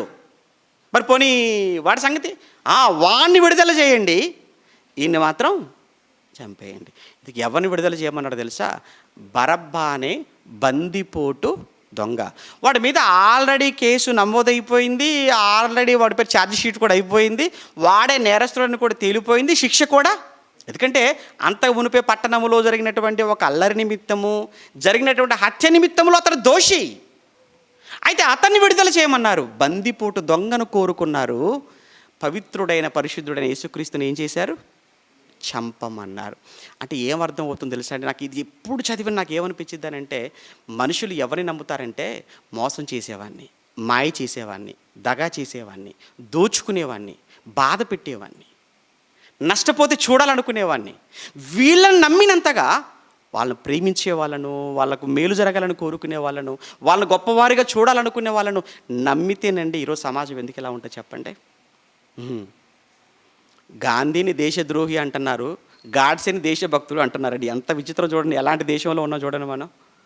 ఏంటంటే గాంధీ దేశానికి స్వతంత్రం తీసుకొని రావటానికి దేశమంతా కూడా కలియ తిరిగిన వాడు, ఒంటి మీద సరైన వస్త్రములే లేకపోయినా చేతిలో కర్ర పట్టుకొని ఏమీ ఆశించకుండా నిస్వార్థంగా పోరాటాలు చేసిన వాడు, జైలుకి వెళ్ళిన వాడు.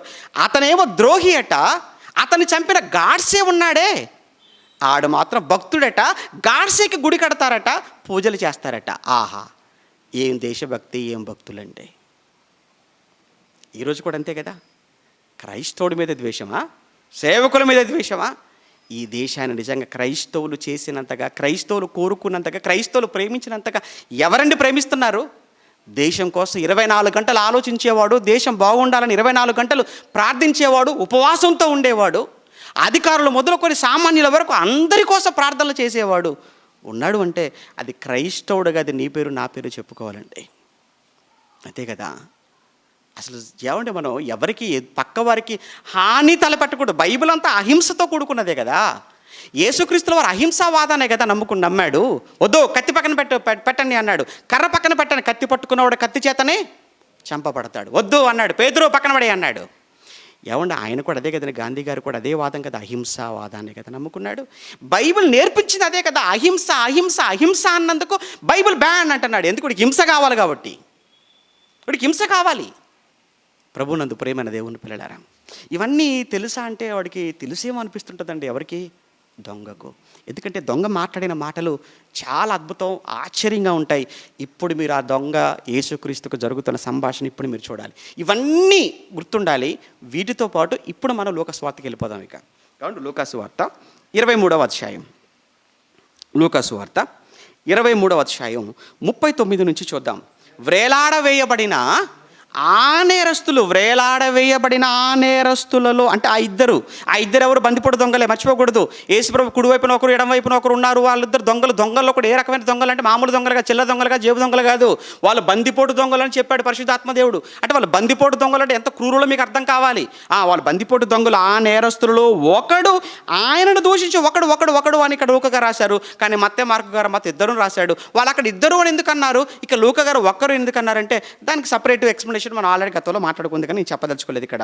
ఏమంటే ఆయనను దూషించుచు, నీవు క్రీస్తువు కదా, నిన్ను నీవు రక్షించుకో, మమ్మును కూడా రక్షించుమని చెప్పాను. ఒకడు మాట్లాడుతున్న మాట, ఒకడు అంటే ఎవడు అంటే వీడు నరకానికి వెళ్ళినవాడు అని అర్థం. వీడు నరకానికి వెళ్ళినవాడు, వాడు ఇంకా మారనివాడు. ఏంటి శిలో మీద ఉంటూ కూడా చావు బ్రతుకుల మధ్య ఉంటూ కాసేపు చచ్చిపోతానో మార్పు లేదు. కొంతమంది ఇలానే ఉంటారు. ఏంటి చావు కళ్ళ ముందు కనపడుతున్నా, సమస్యలు ఒకదాని వెంట ఒకటి వస్తున్నా వాడు మారతాడా? మారడు. విచిత్రం అండి. ఒరే ఏంట్రా, ఆల్రెడీ దెబ్బతిన్నావు కదా, మంచం పట్టావు కదా, హాస్పిటల్లో ఉన్నావు కదా, ఇప్పటికైనా వాక్యం చెప్తే వింటావా? నో. మరి కాలిరిగింది కదా, డాక్టర్ గారు పోతారన్నారు కదా, ఏమంటే ఆయన ఏమంటున్నాడు, చెప్పలేమంటున్నాడు కదా, ఆఖరికి ఆయన కూడా చేతులు తీసి పైవాన్ని చూపిస్తున్నాడు కదా, అయినా నేను మారనంతే. వీడి టైటిల్ ఏంటంటే వీడు ఇంతే అన్నమాట, వీడు మారడు అన్నమాట. ఇప్పుడు ఈ దొంగ కూడా మీరు చూడండి సిచ్యువేషన్ అంతే కదా. వేలాడ వేయబడిన అంటే దాని అర్థం ఏంటి? మరి కాసేపట్లో ఏమైపోతాడు? చస్తాడు. కాసేపట్లో చస్తావని తెలిసి కూడా ఏంటిరా నీకున్న పొగరు, మారవా? నో. ఎలా మాట్లాడుతున్నాడు చూడండి వాడు. మా పొగరుతో కూడుకున్న మాటలు చూడండి ఎలా మాట్లాడుతున్నాడో. ఏమంటున్నాడు? నీవు క్రీస్తువు కదా, వెటకారం. యేసుప్రభుని చూసి, నువ్వు క్రీస్తువు కదా, నువ్వు రాజువు కదా, పిలాతు ముందు నిలబడితే నువ్వు రాజువా అంటే ఏమన్నావు? నువ్వు అన్నట్టు నేను రాజునే అని అన్నావు కదా, యూదులకు రాజు అని నీ పైన ఇక్కడ రాసి పెట్టారు. ఏమండి, యేసుక్రీస్తుల శిలువ పైన ఏమని రాసి పెట్టారు మీకు తెలుసు కదా? యూదుల రాజైన నజరేయుడైన యేసు అని రాసి పెట్టారు కదా పైన విలాసం. నీ పైన ఏమని రాసి పెట్టారు? యూదుల రాజు అని కూడా రాసి పెట్టి పైన శిలాఫలకం పెట్టారు కదయ్యా, పైన బోర్డు పెట్టారు. నువ్వు రాజువు కదా, నువ్వు క్రీస్తువు కదా, నువ్వు రాజువే అయితే నిన్ను నీవు రక్షించుకొని ఇది మమ్మును కూడా రక్షించావా అని మాట్లాడుతున్నాడండి. ఒకవేళ నేను ఇక్కడ ఒక విషయం మీరు గమనించండి, యేసుక్రీస్తు ఒకవేళ తన్ను తాను అక్కడ రక్షించుకోలేడా? రక్షించుకోగలడు. మరలా చెప్తున్నాను, తన్ను తను కాపాడుకోలేడు యేసుక్రీస్తు. దీన్ని చూపించి పనికి మాలిన మత ఛాందస్సవాదముతో నిండిన కాషాయ వస్త్రాలు వేసుకొని కషాయితనంగా ప్రవర్తిస్తున్న కొంతమంది పిచ్చి వాళ్ళు మాట్లాడుతున్న మాట ఏంటంటే, 3 చెక్కలు 3 మేకులు నీకు మూడింది, నీకు తెలియట్లేదు ఆ సంగతి. ఆల్రెడీ వేస్తూనే ఉన్నారు ముట్టకాయలు. నిన్న మొన్న చూసాం పేపర్లో మీ గురించి. ఇంకా ఉంది, నీకు ముందుంది ముసళ్ళ పండగ. ఎందుకంటే ఆయన చూసుకుంటాడు, మేమేమనం. యేసుక్రీస్తు తన్ను తాను రక్షించుకోలేకనా? యేసుక్రీస్తులో అప్పటికి పిలాతు ముందు ఏమన్నాడు తెలుసా? నేను కానీ ఈ క్షణంలో పరలోకమందున నా తండ్రిని కానీ ఒక్క మాట నేను చెబితే 12 సేనా వ్యూహముల కంటే ఎక్కువైన సైన్యం ఏమైపోతుంది? దిగుతుంది. ఏమనుకుంటున్నావు యేసుక్రీస్తు అంటే? కలిగి ఉన్నది ఏది ఆయన లేకుండా కలగలేదే. అటువంటి యేసుక్రీస్తుల వారు సిలువలో వేలాడుతుండేటప్పటికీ చేతగాని వాడు అనుకుంటున్నావు, 3 మేకులు తీసుకోలేని వాడు అనుకుంటున్నావు. ఏమండి, ఏంటి ఈ మాటలు? వదరపు నాశనానికి ముందు ఏం నడుస్తుందట? గర్వం. పడిపోవటానికి ముందు అహంకారమైన మనస్సు.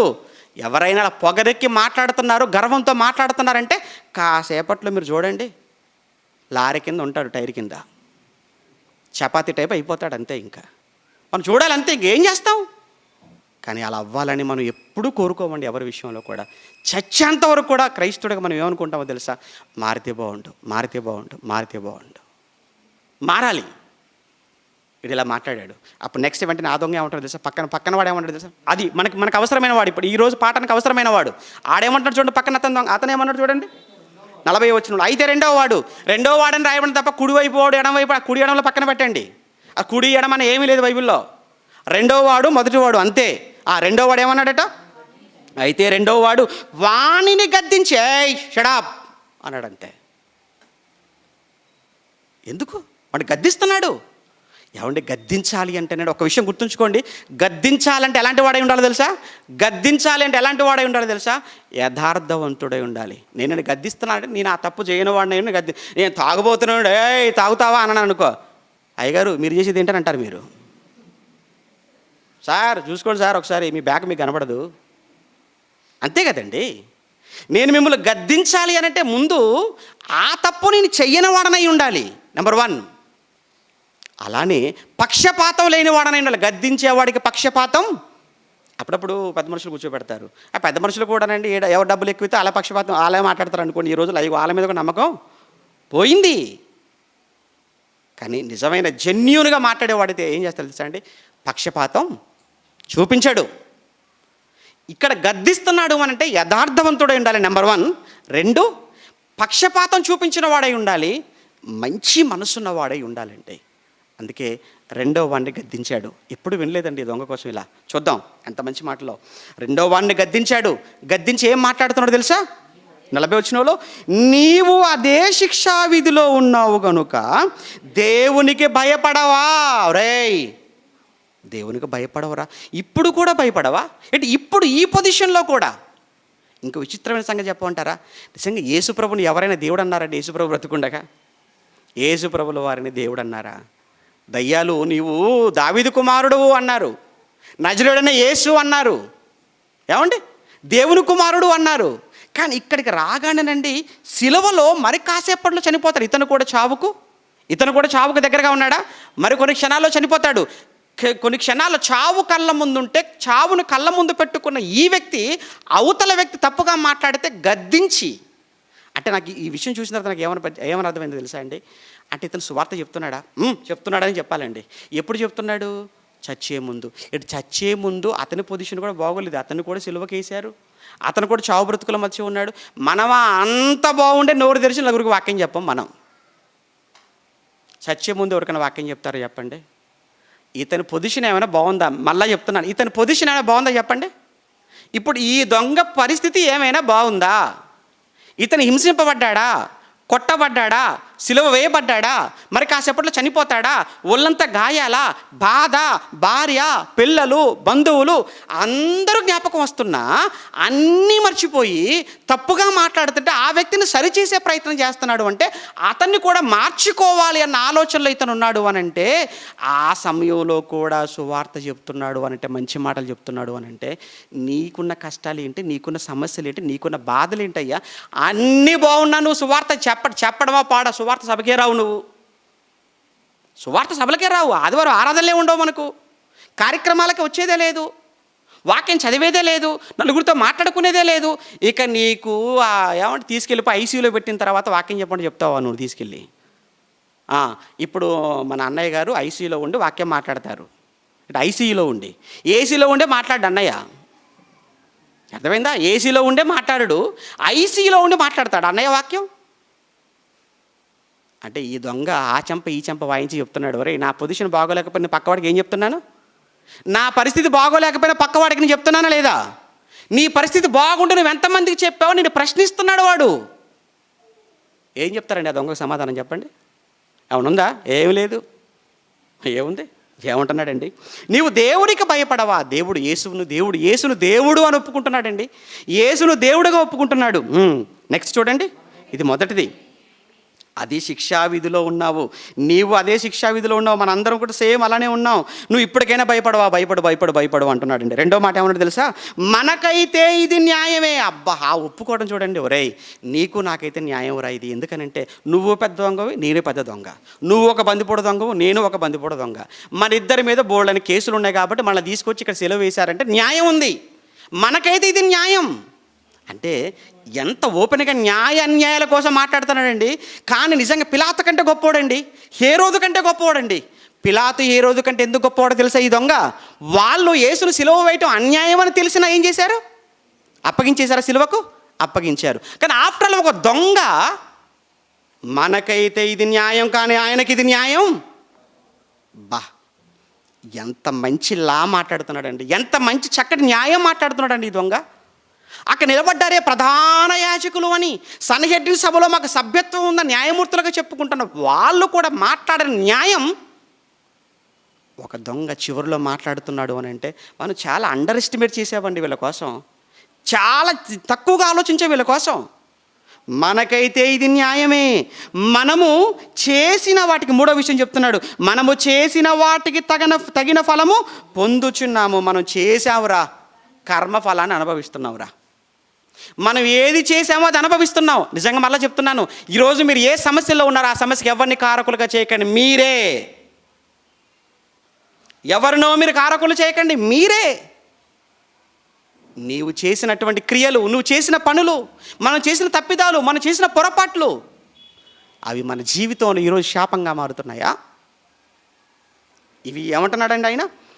మనం చేసిన వాటికి తగిన ఫలము పొందుచున్నాము, కానీ ఈయన ఏ తప్పిదమును, అబ్బబ్బబ్బబ్బ, వండర్ఫుల్ అండి, ఎన్ని మంచి మాటలు చెప్తున్నాడండి. ఈయన మాత్రం ఏ తప్పిదము చేయలేదు. ఆ రోజే నాలో పాపం ఉందని మీలో ఎవడు స్థాపించగలడు అని పబ్లిక్గా సవాలు విసిరాడు, మాట్లాడలేదు. ఏ రోజు పిలాతు ఎంక్వైరీ చేశారు, నో, వాళ్ళకి ఎక్కడ కూడా క్లూ దొరకలేదు యేసుప్రభుల వారి పైన. ఇతనిలో ఏ తప్పిదము చేయలేదురా, కానీ ఇతను కూడా మనకలా శిక్ష అనుభవిస్తున్నాడు. ఇతను శిక్ష అనుభవిస్తున్నాడు, మనకు తగినది కానీ ఇతనికి తగినది కాదే. 42, ఆయనను చూచి, ఎవడు దొంగతో మాట్లాడడం అయిపోయింది, ఇప్పుడు యేసును చూచి ఏమంటున్నాడు చూడండి. యేసును చూచి, యేసు అని యేసుతో మాట్లాడుతున్నాడు. యేసు రక్షకుడా, యేసు అంటే రక్షకుడు అని అర్థం. యేసు అంటే అర్థం ఏంటి తెలుసు కదా? క్రీస్తు అంటే అభిషక్తుడు, యేసు అంటే రక్షకుడు. యేసు, నీవు నీ రాజ్యములోనికి వచ్చినప్పుడు నన్ను జ్ఞాపకము చేసుకో. అబ్బబ్బబ్బా, ఈ మాట విన్న తర్వాత, చదివిన తర్వాత అనిపించింది నిజంగా వీడికి హ్యాట్స్ ఆఫ్ చెప్పాలండి. వీడికి ఎవరికి ఒక విషయం చెప్పమంటారా? ఇక్కడున్న మనందరికంటే చాలా గొప్పవాడు. నిజంగా చెప్తున్నాను, ఎందుకు గొప్పవాడు చెప్పంటారా? అసలు వాడికి ఏ విధమైనటువంటి రుజువులు లేవండి. నీవు నీ రాజ్యములోనికి వచ్చినప్పుడు అన్నాడు. అంటే యేసుక్రీస్తులకు ఒక రాజ్యం ఉంది. అసలు చచ్చిపోతున్న రాజ్యం ఎక్కడ ఉందంటే, బాగా వినండి, ఇక్కడ బాగా ఆలోచించండి. యేసుక్రీస్తుల వారు కూడా చనిపోతున్నారు కదా. ఈయన చనిపోతే రాజ్యం ఏంటి? ఈయనే లేకుండకపోతే ఈయన రాజ్యం ఏంటి? మళ్ళీ రాజ్యంతో రావడం ఏంటి అంటే, ఇక్కడ వాడికి ఎంత విషయం అర్థమైపోయిందనంటే, యేసు ఈరోజు చనిపోతాడు, మళ్ళా తిరిగి 3వ దినాన లేస్తాడు.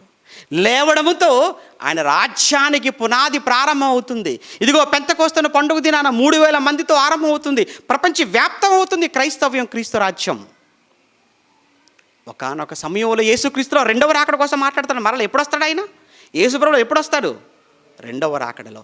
అంటే యేసు 2వ మారు ఈ లోకంలోనికి నీతో పాటు పరిశుద్ధులతో నీ రాజ్యంతో పాటు వచ్చినప్పుడు, అయ్యా నన్ను కూడా కొంచెం జ్ఞాపకం చేసుకుంటావా, నన్ను జ్ఞాపకం చేసుకుంటావా, నన్ను జ్ఞాపకం చేసుకుంటావా అని మాట్లాడుతున్నాడండి. విచిత్రం ఏంటంటేనండి, ఈ మాట చదివిన తర్వాత నాకు ఏమనిపించిందనంటే, శిష్యులకు కూడా లేదండి ఇంత నమ్మకం. మీకు తెలుసా? శిష్యులకు ఇంత నమ్మకం ఉందా? లేదు. ఎందుకంటే యేసు ఇంకా అప్పటికి లేవలేదు. చనిపోతే కదా సమాధిలోకి వెళ్ళాలి, సమాధిలోకి వెళితే కదా 3 దినాలు లేవాలి. అంటే యేసుప్రభువు చనిపోతున్నాడు. ఇప్పుడు యూదులు కావచ్చు, పరిసయ్యులు కావచ్చు, వాళ్ళంతా కూడా యేసు రాజ్యం కోసం ఎదురు చూస్తున్న వాళ్ళంతా. కానీ ఏ రాజ్యం కోసం ఎదురు చూస్తున్నారో తెలుసా? దావీదు లాంటి రాజ్యం వస్తుందని, భౌతిక సంబంధమైన రాజ్యం వస్తుందని. ఇప్పటికి స్టిల్ యూదులు, ఇజ్రాయిల్లో వాళ్ళు ఇప్పటికీ అదే చూస్తున్నారు కదా. రాజ్యం రాలేదు, వస్తుంది అని, భౌతికమైనటువంటి రాజ్యం. ఆ రోజు యేసుక్రీస్తుల వారు చేపలు ఆహారంగా పెట్టిన రోజు కూడా అందరూ వచ్చేసి, నీవు మాకు రాజుగా ఉండాలయ్యా అన్నారు. ఎందుకు? అంటే రాజుగా ఉంటే చక్కగా ప్రతిరోజు భోజనం చక్కగా పెడతాడు, వండుకోవాల్సిన పని లేదు, కష్టపడాల్సిన పని లేదని. అది చూసి రాజుగా చేయాలనుకున్నారు యేసుక్రీస్తుల వారిని. అంటే వాళ్ళ దృష్టిలో రాజు అని అనగానే వాళ్ళు ఏమనుకున్నారంటే లోక సంబంధమైన రాజ్యం అనుకున్నారు. అలానే శిష్యులు కూడా ఒకనొక సమయంలో యాకోబు యోహానుల తల్లి వంట పెట్టుకుని జబదేయి కుమారుల తల్లి యేసుప్రభువుల దగ్గరికి వెళ్ళింది. వెళ్ళి ఏం మాట్లాడింది తెలుసా అండి? అయ్యా నీవు నీ రాజ్యంతో వచ్చినప్పుడు నీ రాజ్యంలో నా పిల్లలు నీ కుడివైపున ఒకరిని, ఎడం వైపున ఒకరిని కూర్చోబెట్టుకుంటే ఆవిడకు అర్థం కాలేదు, వీళ్ళకి అర్థం కాలేదు శిష్యులకు. వీళ్ళు కూడా ఏమనుకున్నారంటే, అప్పటికి ఇశ్రాయేలుకి రాజ్యాన్ని అనుగ్రహిస్తారని పాత నిబంధనలు చెప్పబడిన ప్రవచనాలు ఏవైతే ఉన్నాయో వాటిని వాళ్ళు మిస్అండర్స్టాండింగ్ చేసుకున్నారు. ఇశ్రాయేలుకు దేవుడు అనుభవించబోయే రాజ్యం, అనుగ్రహించబోయే రాజ్యం లోక సంబంధమైన దావీదు లాంటి, ఒకనాటి సౌలు లాంటి, ఒకలాంటి సొలొమోను లాంటి రాజ్యం అనుకున్నారు తప్ప ఆత్మ సంబంధమైన రాజ్యం అన్న సంగతి వాళ్ళకి ఇంకా అర్థం కాలేదు. వాళ్ళు అపార్థం చేసుకున్నారు. ఇక శిష్యుల వాళ్ళు కూడా అపార్థం చేసుకున్నారు కనుక యేసుప్రభువుల వారు అంత బలంగా ఏమి నమ్మలేదు. యేసును పట్టుకున్నారనగానే ఎవరైనా ఉన్నారు అక్కడ? అందరూ ఏమైపోయారు? అందరూ పారిపోయారు. కానీ ఇతను మాత్రం ఏమంటున్నాడో తెలుసా? అయ్యా నీవు నీ రాజ్యముతో వచ్చినప్పుడు నీ రాజ్యములో నన్ను నీవు జ్ఞాపకం చేసుకో. నిజంగానండి ఈ వ్యక్తికి ఈరోజు మనం ఉన్నాము అని అంటేనండి, మనకు యేసుప్రభువు వారు లేచింది తెలుసా? అతనికి లేచింది తెలుసా? అతనికి ఆ దొంగకు యేసుప్రభువుల వారు లేచిన సంగతి తెలుసా? తెలియదు. ఏమంటే సంఘం ఆరంభం తెలుసా? తెలియదు. 27 పుస్తకాల క్రొత్త నిబంధన తెలుసా? తెలియదు. ఇవేమీ తెలియదు. కానీ యేసుకు ఒక రాజ్యం ఉంది. ఆ రాజ్యంతో తిరిగి ఆయన వస్తాడు. ఆయన తీసుకొని వచ్చి ఆ రాజ్యంలో నేను కూడా ఉండాలి అని కోరుకున్నాడు అని అంటే ఎంతగా నమ్మాడు యేసుక్రీస్తుల వారిని, ఆయన రాజ్యాన్ని. ఒక్కసారి నువ్వు ఆలోచించు. ఇన్ని ఆధారాలు, ఇన్ని సాక్ష్యాలు మన కళ్ళ ముందు కనబడుతుంటే అయినా చచ్చిన తర్వాత నిజంగా ఉందంటావా పరలోకం? చచ్చిపోయిన తర్వాత నిజంగా మళ్ళీ జీవితం ఉందంటారా? ఏమో ఈ బోధలు, ఈ ప్రసంగాలు, ఈ బైబిల్ ఎంతవరకు నిజమో. చచ్చిన తర్వాత ఆడెవడో వీడెవడో ఏదో లోకం కోసం, చుట్టూ ఉన్న వాళ్ళ కోసం పోకపోతే బాగోదు కదా అని వస్తున్నారా? సాక్ష్యం, సత్యం అన్నట్టుగా ఉందండి. అలా ఏమైనా ఉందా? తప్పండి. ఎందుకంటే ఇక్కడ మాట్లాడుతున్నటువంటి దొంగ నిజంగా ఆయన మాట్లాడిన మాటలు చదివిన తర్వాతనండి చాలా చాలా చాలా ఆలోచింపచేశాయి. చాలా డెప్త్గా, చాలా లోతుగా అతను అర్థం చేసుకున్నాడు యేసుక్రీస్తుల వారిని అనిపించింది. ఎప్పుడు విన్నాడు, ఎక్కడ విన్నాడో మనకైతే తెలియదండి. అదే కదా, ఎప్పుడు విన్నాడో అతను యేసు గురించి మనకు తెలియదు. అక్కడ ఇంకో విషయం చెప్తాను. యేసుక్రీస్తుల వారు సెలవులో ప్రసంగం ఏమైనా చేశాడా? మీకు ఏమైనా తెలుసా? ప్రభు ప్రసంగం చేసినట్టు మీరు ఏమైనా చూశారు ఎక్కడైనా? యేసుక్రీస్తుల వారు సెలవులో ప్రసంగం ఏమైనా చేశాడా?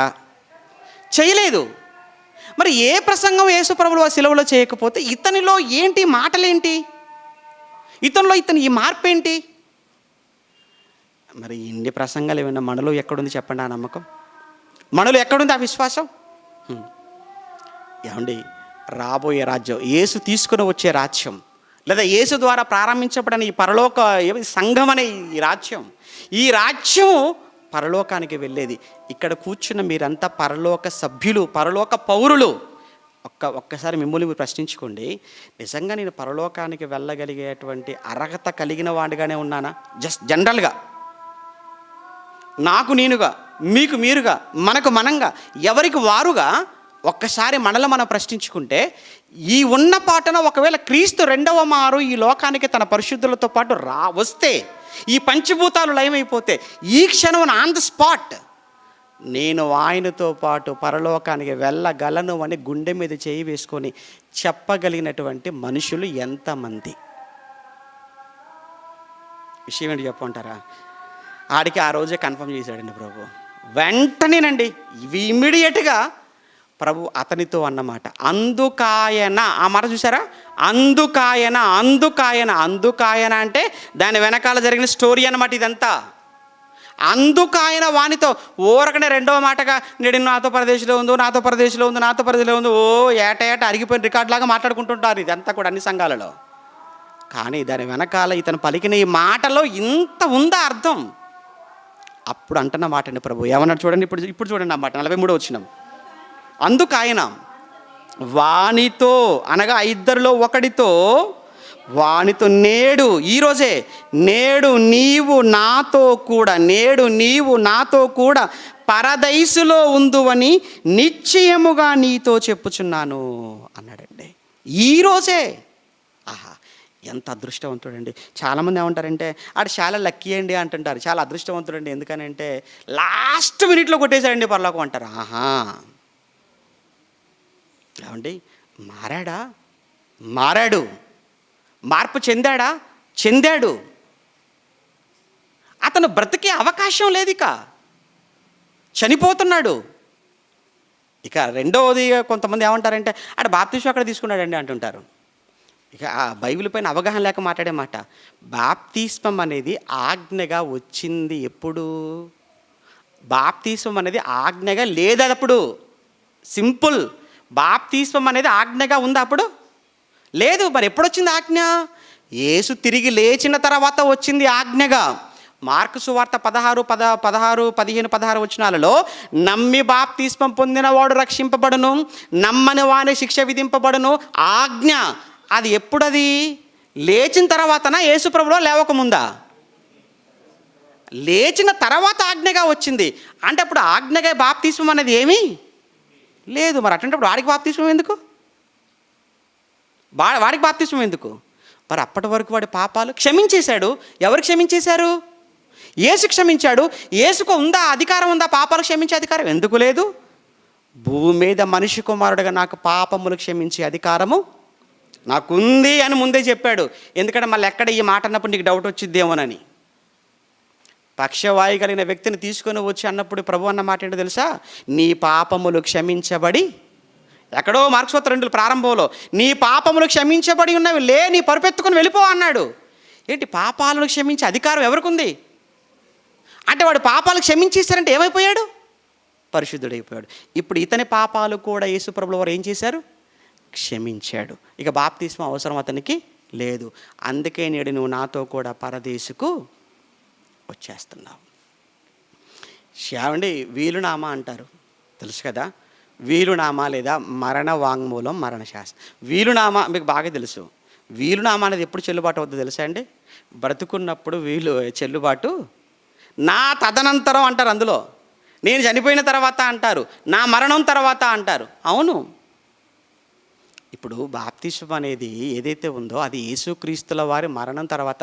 యేసుక్రీస్తుల వారు మరణించక ముందు అదంతా కూడా ఏమండి, ఈ ఆజ్ఞలన్నీ కూడా ఈ సంఘానికి సంబంధించిన, ఈ రాజ్యానికి సంబంధించినవన్నీ కూడా అప్పుడు అప్లై అవ్వలేదు. ఇది క్రొత్త నిబంధన అంటేనే ఏంటి? క్రొత్త నిబంధన అంతా కూడా యేసుక్రీస్తుల వారు వీలునామా లాంటిదే, ఆయన మరణ శాసనం లాంటిదే. ఇది నా రక్తము వలనైన క్రొత్త నిబంధన. అంటే రక్తాన్ని చిందించి నేను మరణించి మీకు ఏ నిబంధన ఇచ్చి వెళ్ళిపోతున్నాను? క్రొత్త నిబంధన మీకు ఇచ్చేసాను. ఇప్పుడు ఈ క్రొత్త నిబంధనలో బాప్తిస్మం అనేదాన్ని నేను ఏం చేశాను? ఇప్పుడు చట్టం చేసేసాను. కనుక మీరందరూ కూడా ఇప్పుడు ఆ చట్టానికి లోబడి బాప్తిస్మం తీసుకోవాలి. అలా తీసుకున్నది మాత్రాన అవదు. తీసుకున్న తర్వాత యథార్థంగా బ్రతకాలా. బాప్తిస్మం తీసుకున్న రోజు ఎన్ని ఒప్పుకున్నారు మీరు? ఈ రోజు నుంచి నా బ్రతుకైన చావైన ఎవరి కోసం అన్నారు? క్రీస్తు కోసం. నేను ఈ రోజు నుంచి ప్రార్థనలో కావచ్చు, సంఘ సహవాసంలో కావచ్చు, వాక్య పరిచర్యలో కావచ్చు, రొట్టె విరవటంలో కావచ్చు, ఎడతెగక ఉంటానని ఆ రోజు బాప్తిస్మం తీసుకున్న రోజు ఇచ్చిన మాట ఏమైపోయింది? పెళ్లినాటి ప్రమాణాల్లాగా మర్చిపోతున్నారా? ఇది కూడా పెళ్లినాటి ప్రమాణాల్లా మర్చిపోతున్నారా? ఒకసారి మీరు జ్ఞాపకం చేసుకోండి. మీరు బాప్తిస్మం తీసుకున్న రోజు మీరు ప్రమాణం చేశారు, మీరు మాటిచ్చారు. దేవుడికి మాటిచ్చి తప్పడమా చాలా కోపం ఆయనకు. అందుకే అంటాడు కదా 15వ కీర్తనలో, అట్టివాడు నష్టము కలిగినను ఏం తప్పడు? మాట తప్పుడు. నష్టం కలిగిన మాట తప్పుడు, నష్టం కలిగిన మాట తప్పుడు, ప్రాణం పోయిన మాట తప్పుడు. అది క్రైస్తవుడా? నీ లక్షణం అది.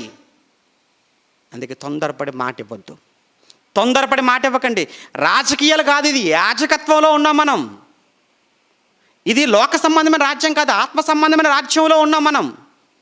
లోకంలో ఉన్న వాళ్ళు అధికారాల కోసం, పదవుల కోసం, లోకంలో ఉన్న వాటి కొరకు ఎన్నైనా మాట్లాడతారు, అందులో అన్నీ వదిలేస్తారు. కానీ నువ్వు నేను ఆత్మ సంబంధమైన దేవుని రాజ్యములో సభ్యులుగా చేరిన తర్వాత నీ నోట నుంచి వచ్చే ప్రతి మాటకు నువ్వు కట్టుబడి ఉండాలి. అందుకే మాట్లాడే ముందు ఆలోచించు, మాట్లాడే ముందు ఆలోచించు. తొందరపడి మాట్లాడొద్దు, తొందరపడి నిర్ణయాలు తీసుకోవద్దు. అవి మన జీవితాలను పాడు చేస్తాయి, మన జీవితాలను నాశనానికి నడిపిస్తాయి. నేడు నీవు నాతో కూడా పరదైసులో ఉందువు అని ఆ దొంగతో ప్రభు అన్నాడు అనంటే, అతనికి పరలోకాన్ని ప్రభు కన్ఫర్మ్ చేశాడు అనంటే, అతనుకు దక్కిన ఒక అరుదైన అవకాశం అని కాదులే, కానీ అతను మార్పు చెందాడు గనుకనే, తన పాపాలు ఒప్పుకున్నాడు గనుకనే, అందరిలా హేళన చేయలేదు. అందరిలా ఇతన్ని యేసుప్రభు అందరూ ఏం చేశారు? హేళన చేశారు, అపహాస్యం చేశారు. తనతో పాటు ఉన్నవాడు కూడా హేళన చేశాడు. కానీ ఇతను మాత్రం తన తప్పులు తెలుసుకున్నాడు, ఒప్పుకున్నాడు. ఇది మనకు న్యాయం కానీ ఇతనికి న్యాయం కాదు అన్నాడు. అయ్యా నీ రాజ్యంతో వచ్చినప్పుడు జ్ఞాపకం చేసుకో. ఇంత మాట్లాడాడు.